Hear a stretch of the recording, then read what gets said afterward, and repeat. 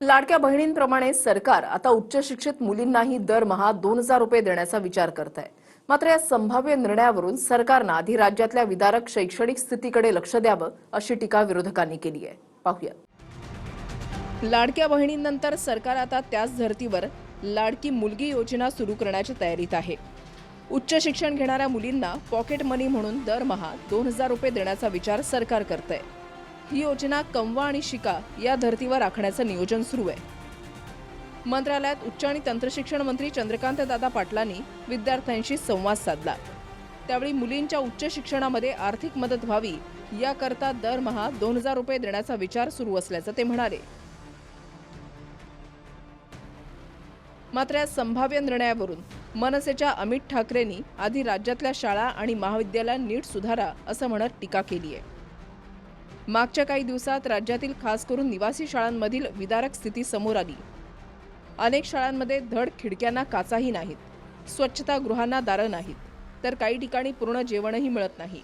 असं असताना सरकार मात्र आता उच्च शिक्षण घेणाऱ्या मुलींसाठी दरमहा 2,000 देण्याचा विचार करत असल्यानं मनसेनं याच विरोधाभासावर बोट ठेवलंय। पॉकेट मनी देणं हे आई वडिलांचं काम असतं। जर त्या 2,000 मध्ये 2,000 माझ्या मुलाला नसतील द्यायचे मला आणि सरकार देत असेल उगाच, तर जबाबदारी सरकार घेणार आहे का? काय दारू प्यायला लागली, सिगरेट प्यायला लागली, समजा काय नशा करायला लागली, तुम्ही जबाबदारी घेणार आहात? फुकट पैसे कसले वाटताय तुम्ही? कॉलेजची हालत पहिले नीट करा ना। कॉलेज लेवलला तुम्ही फुकट पैसे देताय। ज्या मुलांना आता अक्कल येते, जे मुलं तरुण आहेत त्यांना माहित नाही, त्यांना फुकट 2,000 रुपये आल्यावर काय होईल? तुमची आता लाडकी बहीण गेली, आता लाडकी मुलगी आली। वाट बघत आहे जनजी। हे काय संपूर्ण आयुष्य त्याचं उद्ध्वस्त केलं, शिक्षण व्यवस्था उद्ध्वस्त केली आणि आता 2,000 रुपये देऊन जनजीला फिरवण्याचं काम होत असेल तर जनजी एवढा सक्षम आहे, त्याची बुद्धी एवढी शार्प आहे की चोर कोण साव कोण हे त्याला कळत आहे। त्यांचा विश्वास आता राहिलेला नाही। तुम्ही धर्माने बांधू शकत नाही, तुम्ही विचाराने त्यांना बांधू शकत नाही, कारण मंदिरात चोरी करणारी मंडळी, राम मंदिर लुटणारी मंडळी त्या जनजीकडे जाऊन काय सांगतील? जे ज्योतिष शास्त्रांचा अभ्यासक्रम आणणारी मंडळी काय सांगणार आहेत?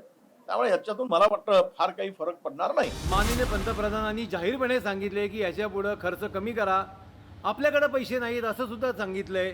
तरी सुद्धा ही रेवडी फक्त मतदार खुश होण्यासाठी, युवा पिढी जी आता थोडीशी नाराज दिसते ती खुश होण्यासाठी का केलं जातंय? मुलींना पॉकेट मनी देणं हा पालकांचं कर्तव्य आहे, पालक करतील, शासन नाही। आता मुलींना देणार, कॉलेजची मुलंसुद्धा पैसे मागतील, मग ग्रॅज्युएटची लोकंसुद्धा पैसे मागतील।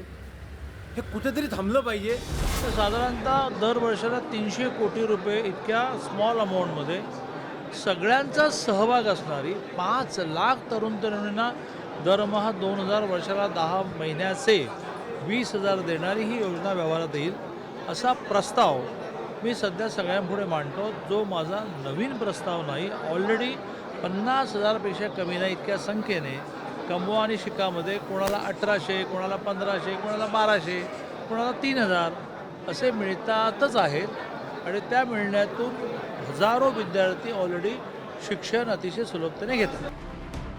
Bureau report, TV9 Marathi.